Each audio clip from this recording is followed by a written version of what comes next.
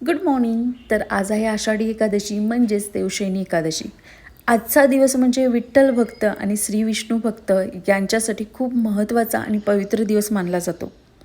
धार्मिक मान्यतेनुसार या दिवसापासून भगवान श्री विष्णू योगनिद्रेत जातात आणि पुढील 4 महिने ते योगनिद्रेतच असतात आणि याला चतुर्मास असे म्हणतात. महाराष्ट्रातील लाखो वारकरी पायी वारी करून पंढरपूर येथे श्री विठ्ठल रुक्मिणीचे दर्शन घेतात. संत ज्ञानेश्वर महाराज आणि संत तुकाराम महाराज यांच्या पालख्या या वारीचे मुख्य आकर्षण असतात. शक्य असल्यास आजच्या दिवशी उपवास नक्की करा. तर आमच्या घरी सगळ्यांचा उपवास होता, त्यामुळे बंटीने इथे छान अशी खिचडी करून घेतलेली. त्यानंतर आम्ही आवरून घेतलं दोघींनी पण, कारण आम्हाला सगळ्यांना आज दगडूशेठच्या दर्शनासाठी जायचं होतं. दगडूशेठच्या दर्शनासाठी का, तर बंटी पहिल्यांदाच पुण्यात आली होती आणि तिला जायचं होतं. जाताना आम्हाला खूप ट्रॅफिक लागलं, कारण इथेच विठ्ठलवाडी आहे, तिथे आज खूप गर्दी होती विठ्ठलाच्या दर्शनासाठी. आणि आम्ही जेव्हा दगडूशेठला गेलो तेव्हा तिथे पण खूप गर्दी होती. आम्हाला वाटलं नव्हतं की तिथे एवढी गर्दी असेल, पण तिथे पण खूप दर्शनासाठी गर्दी होती.